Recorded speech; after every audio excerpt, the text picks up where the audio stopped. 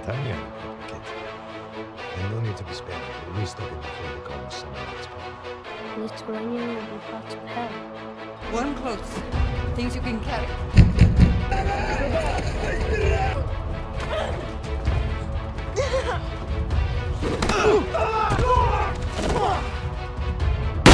Hello sahabat Bones, kenaraon ya?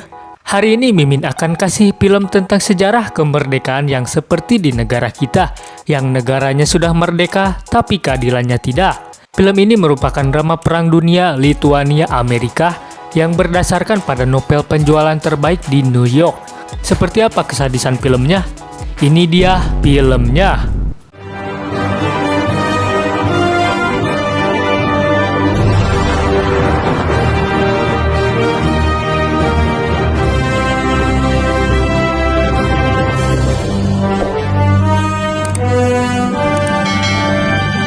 Ashes in the Snow 2018.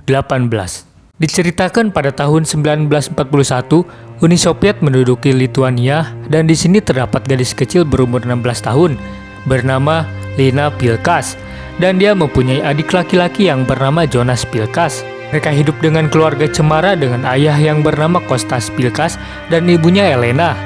Di sini hari-hari Lina diisi dengan hobinya yaitu menggambar, sehingga pada satu waktu sang ayah memberikan hadiah pada Lina berupa alat menggambar agar dia bisa lebih jago lagi dan juga lolos untuk seleksi ke Universitas Kaunas.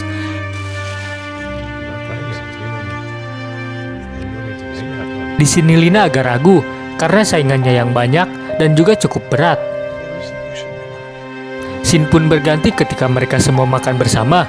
Di sini Jonas tiba-tiba mengatakan bahwa temannya memberitahu dia bahwa Lituania sebentar lagi akan menjadi neraka. Karena perkataan Jonas, ortunya auto menghuleng. Saat makan beres dan anak-anaknya sudah beristirahat, di sini Elena dan Kostas berdebat tentang apa yang Jonas katakan. Karena kecemasannya, Kostas berencana untuk mengajak semua warga pergi dari masa kesulitan di kotanya. Tetapi di sini Elena rada merekedeweng. Dia ingin mereka tetap di sini dan berjuang melanjutkan Lina ke universitasnya. Tetapi di sini Kostas tetap kekeh untuk pergi bersama yang lainnya.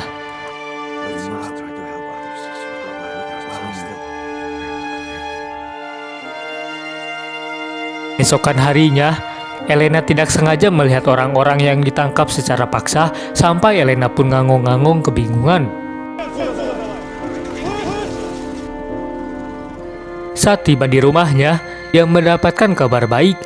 Apakah kabar baik itu? Kabar baiknya itu datangnya surat dari Universitas Kaunas.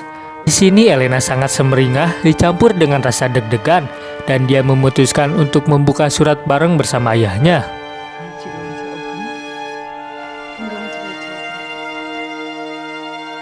Saat Lina menunggu sang ayah pulang sambil memandangi jendela, tiba-tiba di luar dia melihat kedatangan mobil NKPD yang menghampiri rumahnya. Di sini tiba-tiba Elena menyuruh Lina untuk cepat-cepat mengemasi pakaiannya untuk segera pergi dari rumahnya.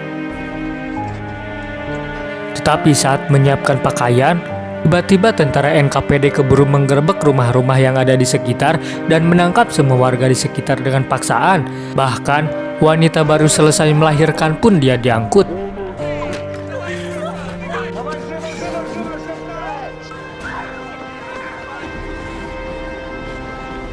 Saat mereka sampai, ternyata dia dibawa ke sebuah stasiun. Lalu semua dimasukkan ke dalam gerbong yang sangat pengap sampai susah bernapas, seperti saat kamu ninggalin aku. Mereka hanya pasrah dan hanya bisa berdoa saja. Tidak lama kemudian, datanglah kembali tahanan yang tertinggal bernama Andrius dan dia dimasukkan ke gerbong yang sama.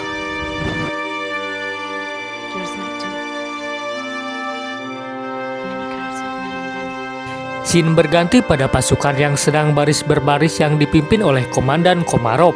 Di sini dia sedang mengabsen anak buahnya satu persatu, takutnya ada yang wabah ke warung Tepa. Ngapa sih nggak boleh? Sombong amat. Di sini terdapat satu prajurit darah Ukraina yang bernama Retsky. Dia suka jadi bahan bulian teman-temannya, dan untung saja dia cowok penyabar seperti Mimin, dan ganteng deh jika Mimin. Di sini para tahanan akan dibawa ke Altai Siberia besok pagi untuk dijadikan tukang kuli alias kerja paksa. Hari esok pun tiba, kereta pun berangkat.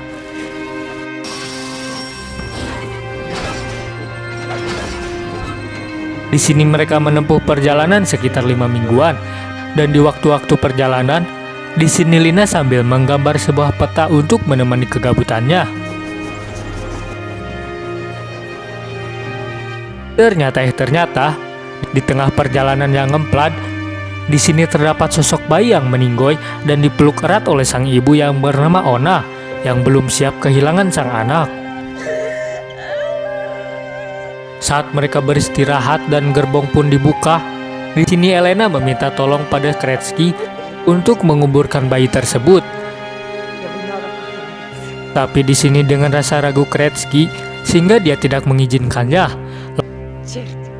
Sang prajurit pun beristirahat dan terjadi lagi elegan pada prajurit lain terhadap Kretsky. Tetapi untung saja dia masih bisa menahan emosinya. Setelah semua melanjutkan perjalanan, di sini aroma jasad bayi Ona mulai tercium oleh yang lain. Lalu mau tidak mau, Elena mencoba meminta jasad bayi itu, dan saat Ona malawung, plung jasad bayi tersebut dengan terpaksa dilempar keluar demi kebaikan bersama. Di sini Ona auto ceri kueda kumaha deui merenya. Jonas terlihat agak ketakutan terhadap keadaan, lalu dihibur oleh Andrius dengan memberikan batu hamber. Itu bit hamber goblok.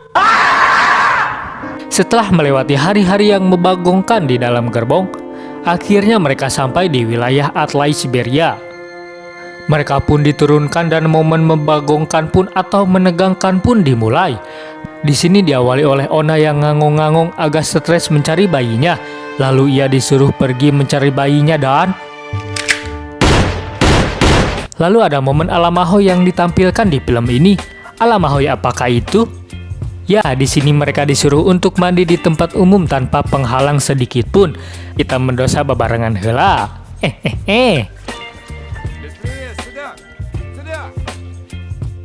Kade kicep eta nu nonton di payun.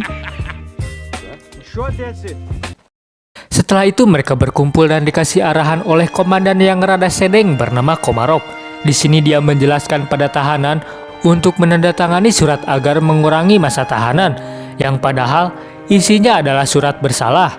Lalu dia juga menjelaskan bahwa mereka harus mengikuti aturan komandan yang sengklek ini. Jika tidak bekerja, mereka tidak akan makan. Jika kabur, Anda akan mati. Dan jika merencanakan pelarian, Anda juga akan mati. Di sini karena Elena tahu akal bulu si Komarov, sehingga dia menolak perintahnya.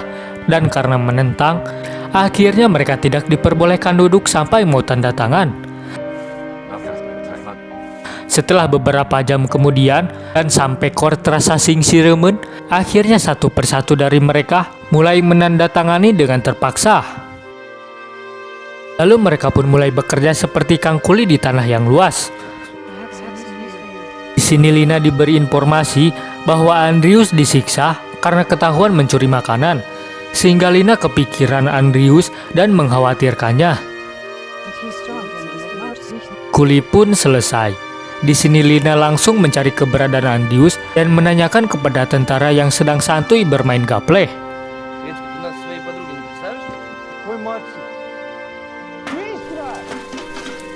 Ternyata hasilnya sia-sianya ku percaya.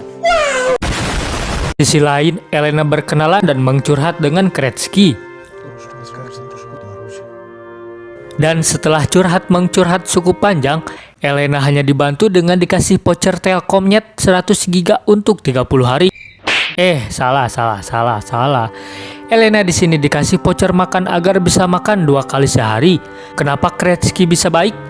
Karena ternyata dia juga sebenarnya malas berada di tempat ini. Tidak lama kemudian, sang komandan memanggil Elena.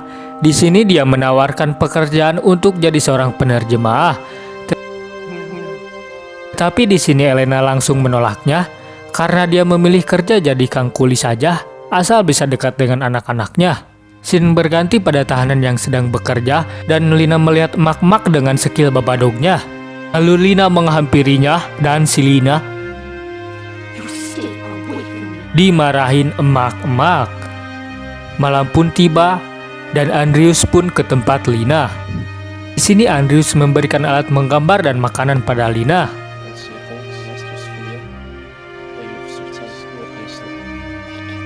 Tidak hanya itu, Lina pun di sini memberikan sketsa wajah Andrews hasil gambarnya saat di kereta.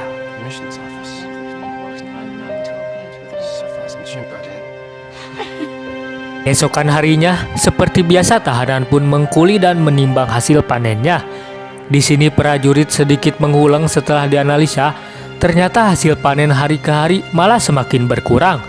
Tidak lama kemudian, datanglah sang komandan yang menyelidiki masalah tersebut dengan skill tatapan maut lelai kadut. Akhirnya dia mengetahui siapa yang mencuri hasil panen tersebut. Atas kebarbaran sang nenek, sehingga sang nenek harus ditembak mati oleh Kretsky dengan rasa terpaksa karena perintah dari sang komandan.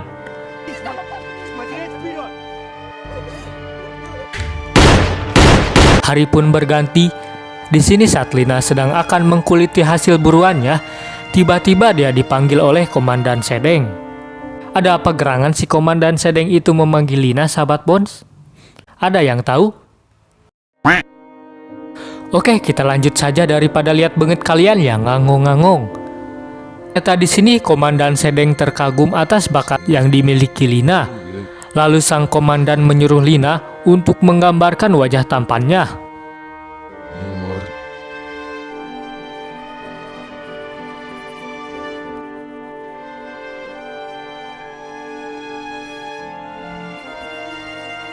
Gambarnya pun selesai dan ternyata bengetnya pun juga setan.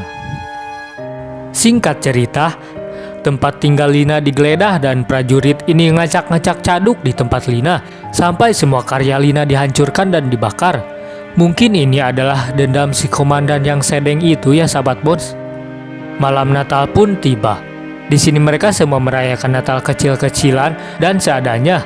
Tetapi mereka cukup senang karena dibarengi dengan rasa bersyukur. Di sini Jonas memberikan Lina kado Natal berupa sepasang sepatu dan potongan gambar ayahnya yang terbakar. Tidak hanya itu, Andrews juga datang ke acara tersebut dan memberi Lina sebuah buku juga makanan. Look,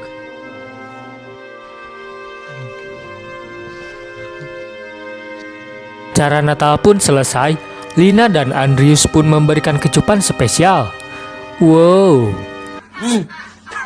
Esokan harinya, Kretsky mendatangi kediaman Elena dan di sini dia bercerita bahwa suaminya sudah dibunuh saat malam hari waktu mereka semua ditangkap. Di sini Elena auto tersedih dan setelah basa-basi cukup panjang, di sini Kretsky mengambil kesempatan dalam kesempitan dengan memperkaos Elena.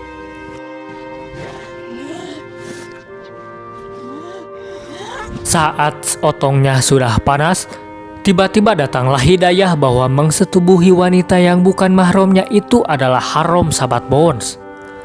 Lalu dia pun memilih untuk pergi. Saat dia berjalan kaki, dia kembali lagi diejek teman-temannya dan kali ini dia mengeluarkan kebarbarannya.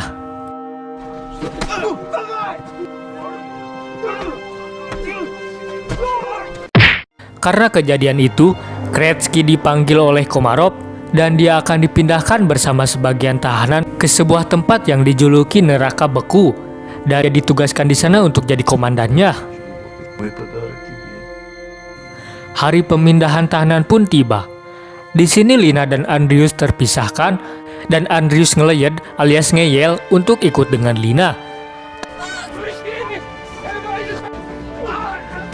Tapi keinginannya sia-sia. Andrews berjanji akan menemui Lina setelah semuanya usai. Saat sudah di perjalanan menggunakan kereta dan pindah ke kapal yang cukup lama, beberapa tahanan ada yang meninggoy karena mati kelaparan, kelelahan, dan engap di dalam kapal. Mereka pun sampai di Latepsi, lalu mereka pun langsung disuruh untuk membuat tempat tinggal sendiri dan mencari ikan.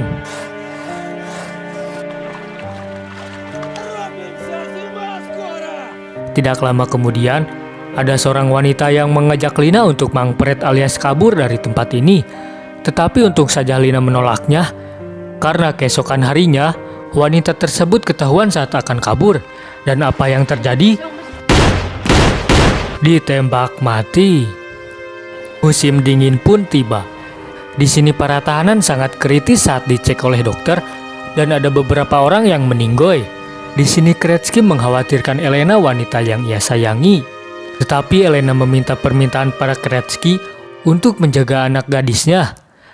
Singkat cerita, di sini juga Elena memberitahu anaknya bahwa sang ayah sudah dibunuh karena membantu ratusan orang untuk melarikan diri. Di sini juga, Lina langsung membuka surat kelulusan di Kaunas yang tadinya akan dibuka dengan ayahnya.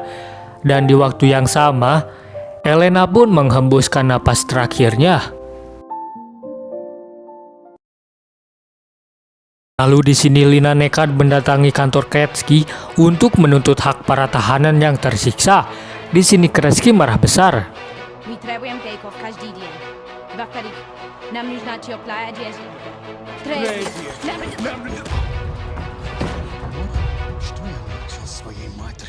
Она мертва. Di sini Kretsky sangat tersedih dan Lina memberikan gambar Kretsky di mejanya sebelum dia pergi.